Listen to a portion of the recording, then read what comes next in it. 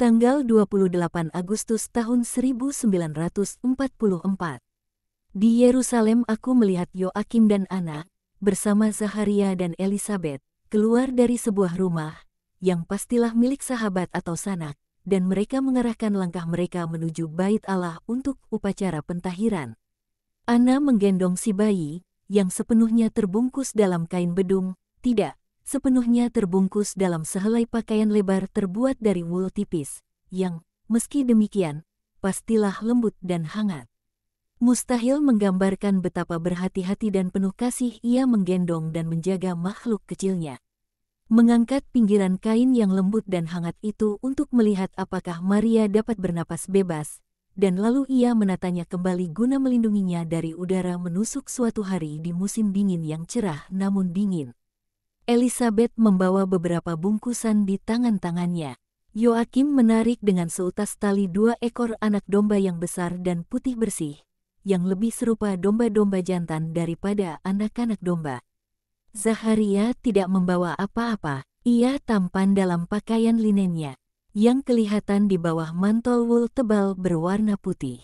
Zaharia, jauh lebih muda dibandingkan ketika ia nampak saat kelahiran pembaptis, dalam kematangan usianya, sebagaimana Elisabet adalah seorang perempuan yang sudah berumur, namun masih segar dalam penampilannya, dan ia membungkuk dalam ekstase di atas wajah mungil yang tertidur, setiap kali Ana melihat sang bayi. Ia juga cantik dalam balutan pakaian birunya yang nyaris lembayung tua dan dalam kerudungnya yang menutupi kepalanya dan lalu jatuh terjuntai pada bahunya. Dan pada mantolnya yang berwarna lebih gelap dari gaunnya. Namun Yoakim dan Ana sungguh berwibawa dalam balutan pakaian terbaik mereka. Tak seperti biasanya, Yoakim tidak mengenakan jubah coklat tuanya. Sebagai ganti, ia mengenakan pakaian panjang berwarna merah tua gelap, yang sekarang kita sebut merah set, Yosef, dan jumbai-jumbai pada mantolnya baru dan indah. Ia, juga, mengenakan semacam kerudung segi empat pada kepalanya yang diikatkan dengan selembar pita kulit. Semuanya serba baru dan dari kualitas terbaik. Ana, ia tidak mengenakan gaun gelap hari ini.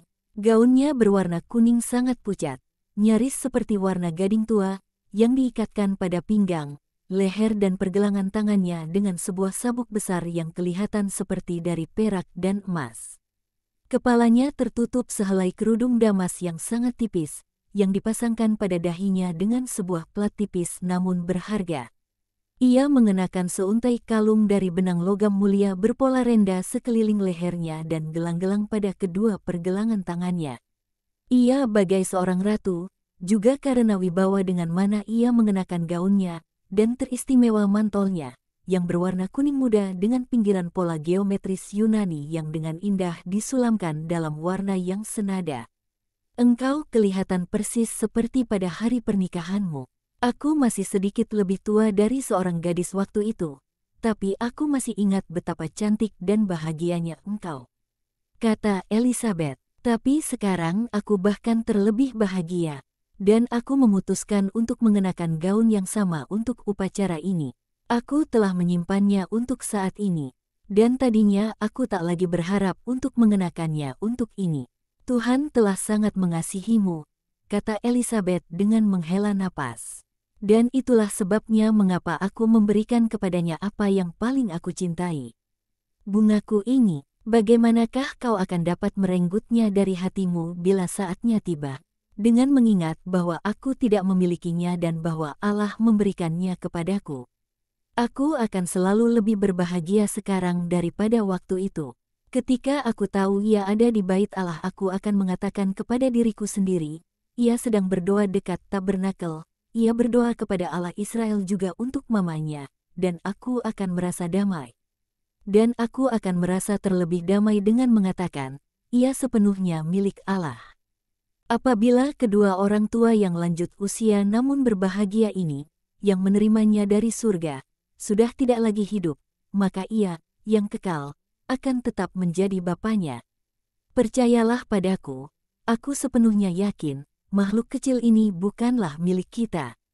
Aku sudah tak mampu melakukan apa-apa lagi. Ia yang menempatkannya dalam dadaku, suatu karunia ilahi untuk menghapuskan air mataku dan menggenapi pengharapan-pengharapan kami dan doa-doa kami. Itulah sebabnya mengapa ia milik Allah. Kami adalah para pelindung yang berbahagia, dan semoga Allah diberkati untuk ini. Sekarang mereka telah tiba di tembok-tembok bait Allah. Sementara kalian menuju gerbang Nikener, aku akan pergi dan memberitahu imam. Dan lalu aku akan datang pula, kata Zaharia. Dan ia menghilang di balik suatu bangunan melengkung yang menghantar ke dalam sebuah halaman luas yang dikelilingi serambi-serambi. Rombongan itu terus berjalan sepanjang teras-teras berikutnya. Aku tidak tahu apakah aku telah mengatakan ini sebelumnya. Tembok yang mengelilingi bait Allah tidak berdiri pada tanah datar melainkan naik semakin tinggi melalui teras-teras yang berurutan. Tiap-tiap teras dicapai dengan anak-anak tangga dan pada masing-masing teras terdapat halaman-halaman dan serambi-serambi serta pintu-pintu gerbang yang indah terbuat dari marmer, perunggu dan emas. Sebelum tiba di tempat tujuan mereka berhenti untuk mengeluarkan isi bungkusan, keik, aku pikir, yang lebar dan ceper dan sangat berminyak, tepung putih, 2 ekor merpati dalam sebuah sangkar kecil dari anyaman serta beberapa koin perak besar. Koin-koin itu lumayan berat tapi untungnya pakaian tidak memiliki saku-saku pada masa itu jika tidak. Pastilah koin-koin itu akan melubangi saku-saku mereka. Inilah gerbang Nikener yang indah, seluruhnya dipahat dalam perunggu tebal bersepuh perak. Zaharia sudah di sana di samping seorang imam yang berwibawa berpakaian linen. Ana diperciki dengan apa yang aku pikir adalah air suci pembersihan dan lalu ia diperintahkan untuk maju ke altar kurban. Sang kanak-kanak tak lagi ada dalam buayannya. Elizabeth, yang berhenti di sisi gerbang, telah mengambil alih si bayi. Yoakim, sebaliknya, berjalan di belakang istrinya, dengan menyeret seekor anak domba yang mengembik pilu. Dan aku melakukan tepat sama seperti yang aku lakukan pada waktu pentahiran Maria. Aku menutup kedua mataku agar tidak melihat pembantaian. Sekarang Ana ditahirkan. Zaharia membisikkan sesuatu kepada rekannya, yang mengangguk seraya tersenyum. Ia lalu menghampiri rombongan yang telah berkumpul kembali dan memberi selamat kepada sang ibu dan bapa atas sukacita mereka dan kesetiaan mereka kepada janji-janji. Kepada imam diberikan anak domba yang kedua, tepung dan keik. Jadi putri ini dikuduskan bagi Tuhan. Semoga berkat Tuhan tinggal bersamanya dan bersama kalian. Ini Hana datang. Ia akan menjadi salah seorang dari gurunya. Hana anak Fanuel dari suku Asyar. Kemarilah, perempuan. Si kecil ini dipersembahkan ke bait Allah sebagai kurban pujian. Kau akan menjadi gurunya dan ia akan bertumbuh menjadi kudus di bawah bimbinganmu. Hana, yang rambutnya sudah sepenuhnya abu-abu, menimang sang kanak-kanak, yang telah terbangun dan melihat dengan mata tak berdosanya yang heran pada semua yang nampak putih dan keemasan tertimpa cahaya matahari. Upacara pastilah telah usai. Aku tidak melihat suatu upacara istimewa bagi persembahan Maria. Mungkin sudah cukup mengatakan kepada imam, dan di atas semuanya Allah, di tempat suci itu. Aku ingin memberikan persembahan kepada bait Allah dan pergi ke sana di mana aku melihat cahaya itu tahun lalu. Mereka pergi dengan disertai Hana anak Fanuel. Mereka tidak memasuki bait Allah yang sesungguhnya, sebab mereka perempuan dan dalam kasus yang dipersembahkan adalah seorang gadis kecil, bisa dimaklumi jika mereka bahkan tidak pergi sampai ke tempat di mana Maria pergi untuk mempersembahkan putranya. Tetapi sangat dekat dengan pintu yang terbuka lebar, mereka melihat ke bagian dalam yang setengah gelap dari mana nyanyian-nyanyian merdu para gadis dapat terdengar dan di mana lampu-lampu berharga dinyalakan dan memancarkan suatu cahaya keemasan pada 2 petak bungkul-bungkul berkerudung putih. 2 petak bunga lili yang sesungguhnya. Dalam waktu 3 tahun lagi kau akan berada di sana juga, liliku, janji Ana kepada Maria, yang melihat terpesona ke bagian dalam dan tersenyum mendengar nyanyian lembut itu. Kau akan berkata bahwa ia mengerti, kata Hana anak Fanuel. Ia seorang kanak-kanak yang cantik, ia akan aku kasihi seolah ia putriku sendiri. Aku berjanji kepadamu, Bunda, andai aku diperkenankan untuk menjadi gurunya, pasti, perempuan, berkata Zaharia. Kau akan menerimanya di antara para gadis suci. Aku juga akan ada di sana. Aku ingin ada di sana pada hari itu untuk mengatakan kepadanya agar ia mendoakan kami sejak dari saat pertama. Dan ia memandang istrinya yang mengerti dan menghela napas. Upacara usai dan Hana anak Fanuel undur diri, sementara yang lain meninggalkan bait Allah sambil bercakap-cakap satu sama lain. Aku mendengar Yoakim mengatakan, bukan hanya 2 ekor anak domba dan yang terbaik, tetapi aku akan memberikan seluruh anak-anak dombaku bagi sukacita ini dan untuk memuji Allah. Aku tidak melihat apa-apa lagi.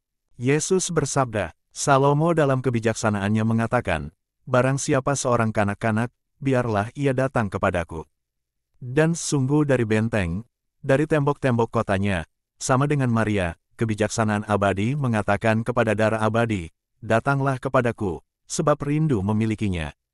Di kemudian hari putra dari darah termurni akan mengatakan, biarkan anak-anak kecil datang kepadaku sebab merekalah empunya kerajaan surga, dan barang siapa tidak menjadi seperti mereka tidak akan beroleh bagian dalam kerajaanku.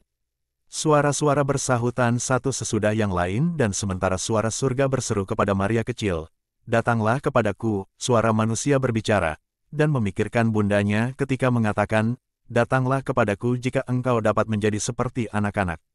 Aku memberikan bundaku kepada kalian sebagai teladan. Inilah darah sempurna dengan hati yang murni dan bersahaja bagai seekor merpati. Inilah dia yang tahun-tahunnya dan kontak duniawinya tidak menjadikannya tidak taat dalam kekejian roh yang palsu.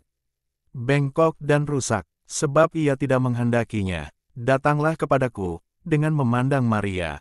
Sebab kau melihatnya, katakan kepadaku, adakah tatapan matanya sebagai seorang bayi amat berbeda dari yang kau lihat ketika ia berada di kaki salib atau dalam kebahagiaan Pentakosta atau ketika kedua kelopak matanya menutup di atas mata tak berdosanya untuk tidur terakhirnya? Tidak, inilah tatapan ketidakpastian dan heran dari seorang bayi, kemudian menjadi tatapan takjub dan rendah hati dari kabar sukacita. Dan kemudian tatapan bahagia dari sang bunda di Betlehem, dan kemudian tatapan penyembahan dari muridku yang pertama dan termulia, kemudian tatapan pilu dari bunda yang berduka di Golgota, kemudian tatapan berseri dari kebangkitan dan Pentakosta, dan kemudian tatapan terselubung tidur ekstatik dari penglihatan terakhir.